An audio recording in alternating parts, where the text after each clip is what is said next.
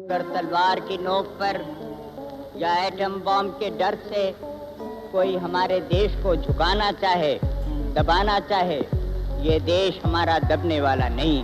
जय जवान जय किसान। मैं लाल बहादुर शास्त्री, भारतीय गणराज्य का द्वितीय प्रधानमंत्री। क्या आपने कभी सुना है कि किसी प्रधानमंत्री के कहने पर पूरे देश ने एक वक्त का खाना छोड़ दिया हो? मेरे मित्रों, मैं लाल बहादुर शास्त्री बोल रहा हूँ, भारत माता का वही लाल जिसके कहने मात्र से पूरे देश ने एक वक्त का खाना छोड़ दिया था, जिसने कभी भी सत्ता के तख्त पर होने के बावजूद अपनी सादगी, नैतिकता और ईमानदारी को डगमगाने नहीं दिया। मैं वही शास्त्री हूँ जिसकी मृत्यु आज भी रहस्य का कारण बनी हुई है।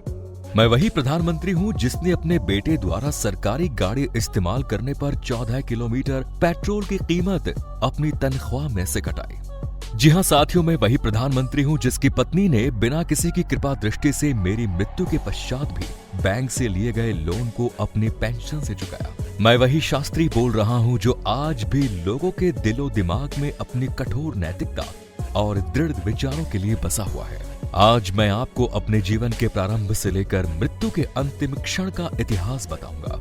आज मैं आपको बताऊंगा कि आखिर क्यों मैंने अपना नाम लाल बहादुर श्रीवास्तव से बदलकर लाल बहादुर शास्त्री रखा, कैसे मुझ जैसे छोटे कद वाले नेता ने पाकिस्तान को भारत के कदमों में झुका दिया, और क्या है मेरी मृत्यु के आखिरी क्षण का रहस्य, और कब मैंने अपने जीवन में एकमात्र बार पजामा पहना था। मैं वही प्रधानमंत्री बोल रहा हूँ जिसने कभी भी सरकारी सेवाओं का दिखावा और दुरुपयोग नहीं किया।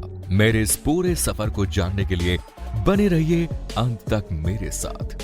मैं लाल बहादुर शास्त्री। मेरा जन्म हुआ 2 अक्टूबर 1904 को मुगल सराय उत्तर प्रदेश में। महात्मा गांधी और मेरा रिश्ता तो शायद स्वतंत्रता संग्राम के पहले ही जुड़ चुका था, क्योंकि हम दोनों का जन्म दिवस एक ही दिन यानी 2 अक्टूबर को आता है। पिता शारदा प्रसाद श्रीवास्तव एवं माता राम दुलारी देवी के यहाँ जन्मी मैं दूसरी संतान व उनका पहला एवं एकमात्र बेटा था। मुझसे प्रथम मेरी एक बड़ी बहन कैलाशी देवी थी। मेरा नाम तब लाल बहादुर श्रीवास्तव था।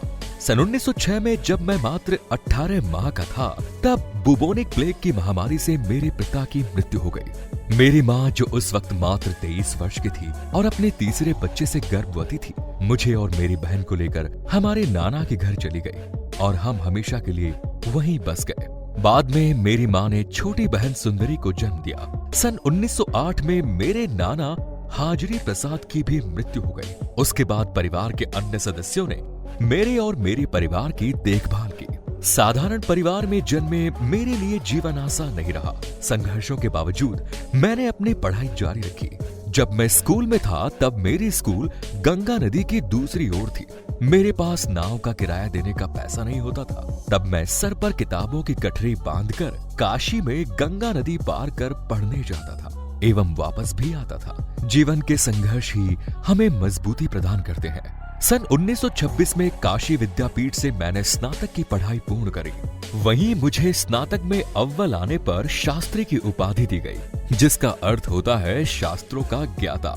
चूंकि मैं बाल्यकाल से ही जाति सूचक शब्द के विरुद्ध था, इसीलिए मैंने इस उपाधि के पश्चात अपने नाम के पीछे शास्त्री लगा दिया एवं श्रीवास्तव हमेशा हमेशा के लिए हटा दिया। तभी से मुझे लाल बहादुर शास्त्री कहा जाने लगा। तत्पश्चात सन 1928 में मेरा विवाह ललिता देवी से हुआ। हमारी 2 पुत्रियां व 4 बेटे हैं। आज मेरे परिवार के सभी सदस्य भारतीय कॉर्पोरेट व राजनीति में कई पदों पर कार्यरत हैं। मैं एक सरल, शांतिप्रिय स्वभाव वाला व्यक्ति हूँ, जिसकी छवि आप मेरे व्यवहार, विचारों और पहनावे में देख सकते हैं। क्या आप जानते हैं, मेरी भारत माता की स्वतंत्रता का स्वप्न देखते हुए सन 1921 में मैंने असहयोग आंदोलन में गांधी जी के नक्शे कदम पर चलते हुए भारतीय स्वतंत्रता संग्राम में कदम रखा। असहयोग आंदोलन के दौरान मैं मात्र 17 वर्ष का था। तब मैं पहली बार जेल गया, पर नाबालिग होने के कारण उस वक्त मुझे छोड़ दिया गया। इसके बाद 1930 में सविनय अवज्ञा आंदोलन के दौरान 2.5 साल जेल में रहा। मैंने स्वतंत्रता संग्राम की लड़ाई में भारत छोड़ो आंदोलन, खादी आदि आंदोलनों के दौरान करीब 9 साल जेल में बिताए, पर इन 9 सालों में भी जेल के अंदर लड़ाई लड़ता रहा। मैं नैतिकता व ईमानदारी के तर्क पर चलने वाला व्यक्ति हूँ। एक बार जब मैं जेल में था तब मुझे मेरी बीमार बेटी से मिलने के लिए 15 दिन की जमानत पर रिहा किया गया। मेरी बेटी से मिलने के कुछ समय बाद ही उसका निधन हो गया। उसका अंतिम संस्कार पूर्ण कर मैं उसी दिन जेल वापस आ गया। जेलर मुझे वहां देख आश्चर्यचकित रह गया तथा उसने मुझे कहा कि अभी आपके 15 दिन पूरे नहीं है, आप घर पर रुक सकते हैं। तब मैंने उसे एक ही बात कही कि मैं घर पर अपनी बेटी के लिए आया था। अब जब वो नहीं है तो मेरे वहां रुकने का कोई अर्थ ही नहीं। मैंने जीवन में कभी भी अपनी सत्यता, सपशता व सरलता के ईमान को कभी डगमगाने नहीं दिया। मेरे जीवन के ऐसे कई किस्सों में से आप किस किस के बारे में जानते हैं, मुझे कमेंट्स में जरूर बताएं। आगे बढ़ते हैं।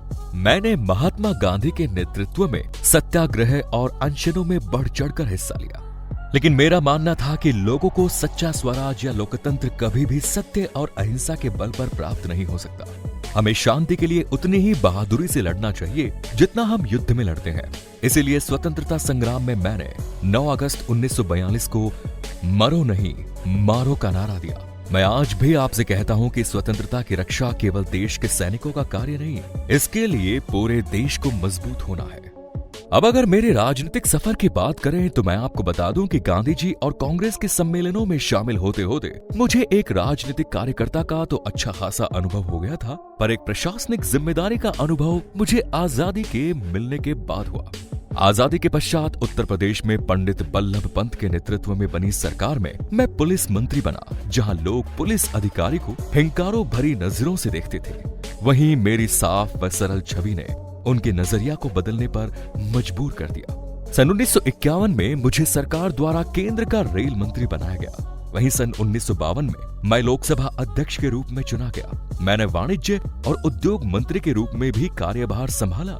सब कुछ ठीक ही चल रहा था कि अगस्त 1956 में महबूब नगर आंध्र प्रदेश में एक बड़ा रेल हादसा हुआ, जिसमें 112 लोगों की मृत्यु हो गई। अपने ही विभाग की हुई चूक के कारण मैंने बिना पीछे हटे इस्तीफा दे दिया, किंतु तब इसे तत्कालीन प्रधानमंत्री नेहरू ने अस्वीकार कर दिया। इसके ठीक 3 माह पश्चात ऐसा ही एक रेल हादसा अरियालुपुर तमिलनाडु में हुआ, जिसमें लगभग 250 लोगों की मृत्यु हुई। इस बार सबके मना करने के बावजूद मैंने इस्तीफा दे दिया।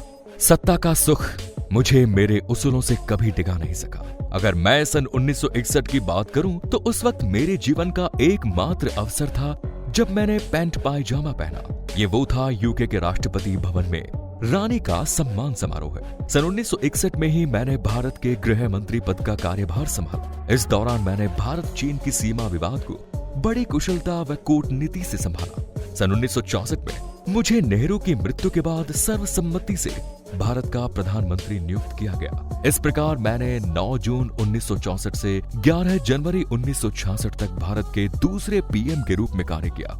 इस दौरान मैंने प्रथम प्राथमिकता खाद्यान्न मूल्यों को बढ़ने से रोकने में की और इसमें मैं सफल भी रहा। मेरी रणनीति व्यावहारिक और जनता की आवश्यकताओं के साथ साफ थी। देश के किसानों के हित एवं कृषि विकास हेतु मैंने हरित क्रांति की पहल की। मेरा कार्यकाल संघर्षों भरा रहा। मुझ जैसे छोटे कद काठी, धोती कुर्ता पहनने व सरल सामान्य स्वभाव वाले पीएम को देख मुझे एक कमजोर पीएम समझकर दुश्मन देश पर आक्रमण करने व देश पर हावी होने की फिराक में थे। इस इरादे से सन 1965 में कश्मीर को हड़पने के लिए पाकिस्तान ने भारत पर हवाई हमले शुरू किए। भारत पाक के मध्य युद्ध छिड़ गया। 14 अगस्त 1965 को मैंने देश की जनता को आश्वासन दिया कि हम हथियारों का जवाब हथियारों से देंगे। उसी दौरान अमेरिका ने पाकिस्तान का साथ देते हुए धमकी दी कि वो भारत पीछे हट जाए, नहीं तो भारत में निर्यात किए जाने वाले गेहूं बंद कर दिए जाएंगे। तब पूरे देश को इस संकट से बचाने के लिए मैंने पूरे देश से 15 दिन मात्र दिन में एक बार खाना खाने की अपील की और सप्ताह में एक दिन उपवास रखने का अनुरोध भी किया। तभी से भारत में सभी लोगों ने सप्ताह में एक बार सोमवार को व्रत करना शुरू कर दिया। आज मैं पूरे देश का आभारी हूँ। आप ही के सहयोग के दम पर हम उस वक्त इस संकट की घड़ी से निकल पाए। इसी दौरान मैंने किसानों और देश का मनोबल बढ़ाने के लिए जय जवान जय किसान का नारा भी दिया। तब पाकिस्तान के राष्ट्रपति अयूब खान कहते रहे कि हमें क्या, हम तो अपने सैकड़ों टैंकों के साथ आगे बढ़ेंगे और टहलते हुए दिल्ली पहुंच जाएंगे। तो इस तरह से टहलते हुए घूमते हुए दिल्ली में आने का उनका इरादा था। और जब ये इरादा हो तो अगर हम भी थोड़ा लाहौर की तरफ टहल कर चले गए तो मैं समझता हूँ कि मैंने या हम लोगों ने कोई गलत बात तो ऐसे नहीं की। इस युद्ध के दौरान भारत एक मजबूत ताकत के रूप में सामने आया और पाकिस्तान के राष्ट्रपति अयूब खान को मुझे कमजोर समझने की गलती का एहसास हो गया। यह युद्ध कई माह तक चला। उसके पश्चात अमेरिका रूस ने मिली भगत से भारत पाकिस्तान के बीच शांति वार्ता का प्रस्ताव रखा और ये वार्ता ताशकंद उज्बेकिस्तान में निश्चित की गई। कई लोगों ने मुझे ताशकंद जाने से मना किया, किंतु मुझे लगा कि दुश्मनी को आगे बढ़ाने से बेहतर है इसका हल ढूंढना। इसीलिए मैंने ताशकंद समझौते के लिए हाँ बोल दिया। तब मैं ये नहीं जानता था कि यह यात्रा मेरे जीवन की अंतिम यात्रा होगी। 3 जनवरी 1966 को भारतीय प्रतिनिधित्व मंडल ताशकंद पहुंचा और पाकिस्तान की ओर से उसका प्रतिनिधि मंडल आया। राष्ट्रपति अयूब खान आए। अगले 7 दिनों तक भारत पाक समझौते को लेकर आनाकानी चलती रही। फिर 10 जनवरी 1966 को इस समझौते पर दोनों देशों ने हस्ताक्षर किए, लेकिन मैं इस समझौते से पूर्णतया संतुष्ट नहीं था। इस समझौते में मुख्य रूप से यह तय किया गया था कि दोनों देश अब शक्ति प्रदर्शन नहीं करेंगे, वह अपने झगड़ों को शांतिपूर्ण ढंग से सुलझाएंगे।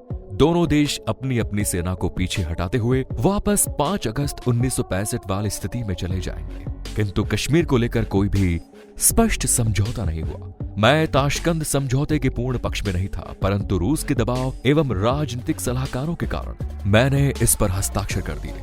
बाद में जहां सब जश्न मना रहे थे, मैं थोड़ी देर बाद उसे छोड़ अपने होटल चला गया। वहां जाकर मैंने अपने सेक्रेटरी वेंकटरमन से फोन पर बात कर इस समझौते पर भारत की प्रतिक्रियाओं के बारे में जानना चाहा। उसने मुझे बताया कि भारत से 2 बयान आए हैं, अटल बिहारी वाजपेयी और कृष्णन मेनन का। दोनों ही मेरे इस समझौते से नाखुश थे।